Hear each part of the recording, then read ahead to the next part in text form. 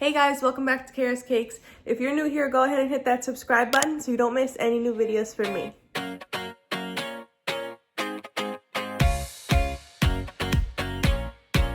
Today I'm going to be making cinnamon rolls and I'm going to take you along with me. Disclaimer that this is the first time I'm making this recipe, so if you'd like to join along, pause this video, go down and print off the recipe or get it up on your iPad and you can bake along with me. I wanted to try cinnamon rolls with yeast in them, but I didn't want to go to the grocery store again. So we are going to try some quick and easy no yeast cinnamon rolls. It was surprisingly hard to find a cinnamon roll recipe that didn't have yeast in it. And normally with cinnamon rolls I would just put them on a baking sheet, but this one suggests we use a 9-inch cake pan, and I'm just gonna get all the ingredients ready and then we'll go ahead and get started. So this is the recipe that I'm using and I'll link it down in the description, but it says that the prep time is 35 minutes, the cook time is 25 minutes, and it makes 8 rolls. So if you wanted to do a lot, you might have to double it and use 2 pans.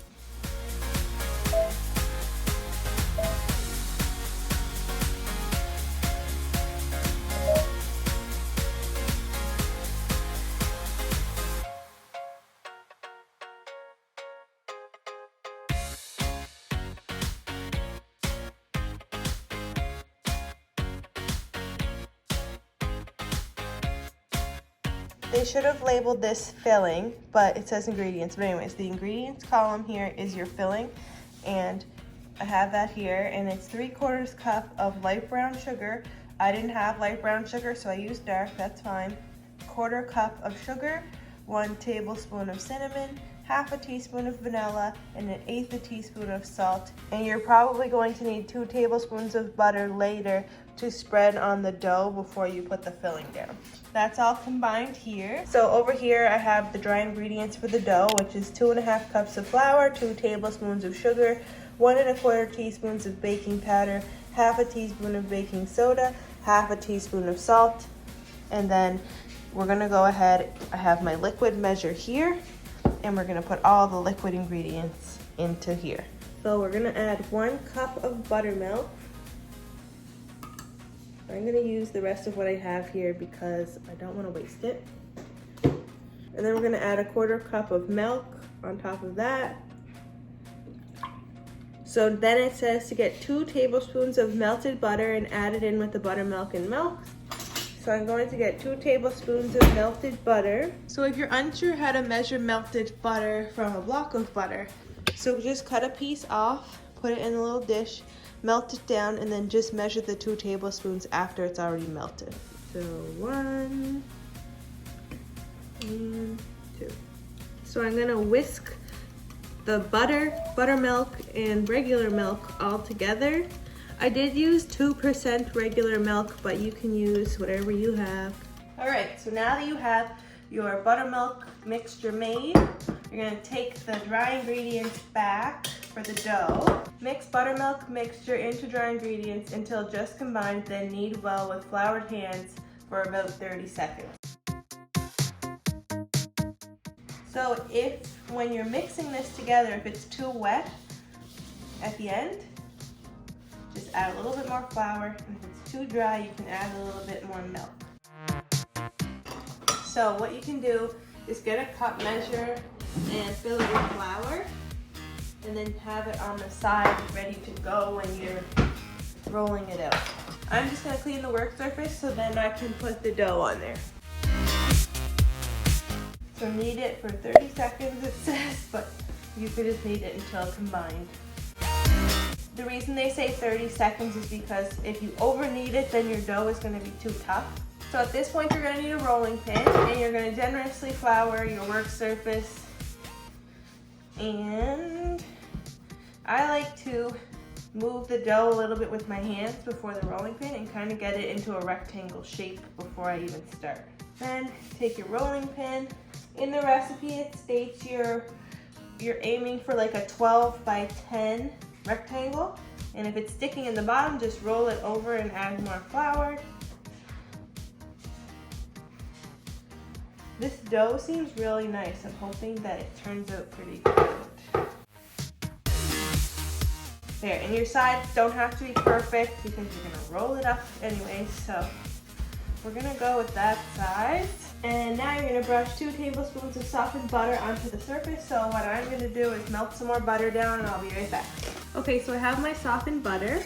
I'm gonna go ahead and I'm gonna put that all over the top.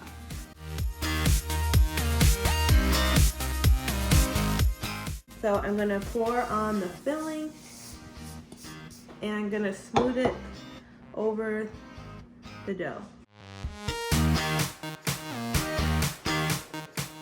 Now I'm just gonna push the brown sugar filling into the dough so when you roll it up it doesn't make too much of a mess.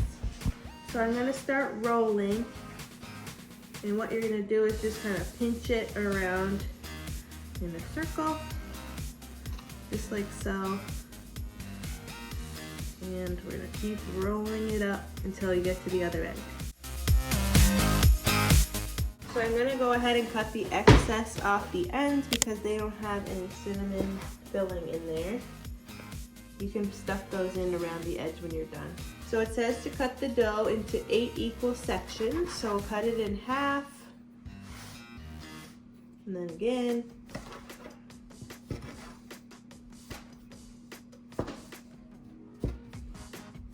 There. So here's when you need to take your pan. In the recipe it states to place the first one in the middle, and then we are going to place the rest all the way around. Now you're going to take 2 more tablespoons of butter, brush the tops with the butter.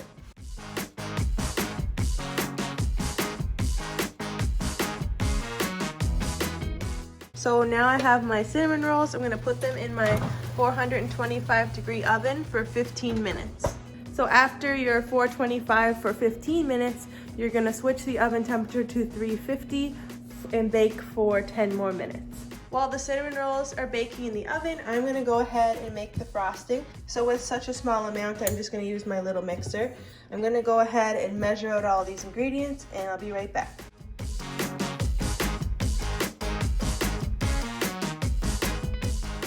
The ingredients you'll need for the frosting is 3 tablespoons of butter softened, 3 ounces of cream cheese softened, 1 cup of powdered sugar, and 1/4 cup of milk and 1/2 teaspoon of vanilla.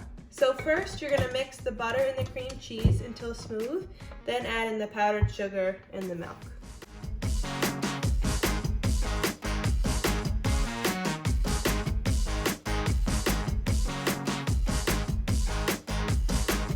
How good that looks. Okay, so I just took it out of the oven.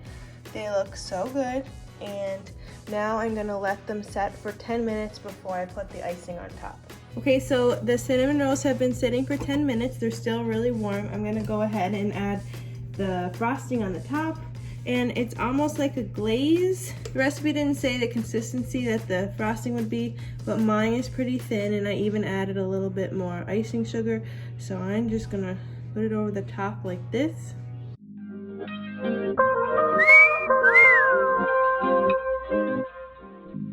Okay, so I think I overdid it with the frosting, but I'm gonna try to cut out a cinnamon roll from here.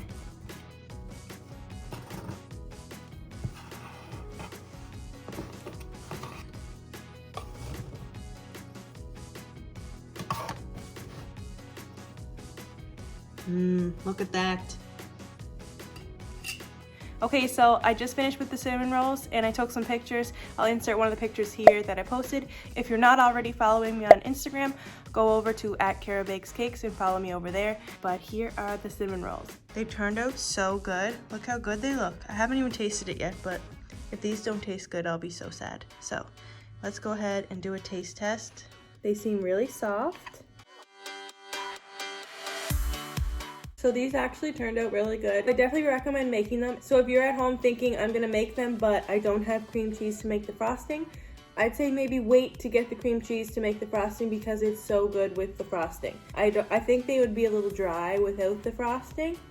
Highly recommend you make these. I did not make this recipe up, but it's not my recipe. I found it on Pinterest, and I'm going to link it in the description box down below. Let me know in the comments what you want to see next Sunday. So that's it for today's video. If you enjoyed it, give it a big thumbs up. Scroll down and hit that subscribe button so you don't miss any new videos from me. Thanks for watching.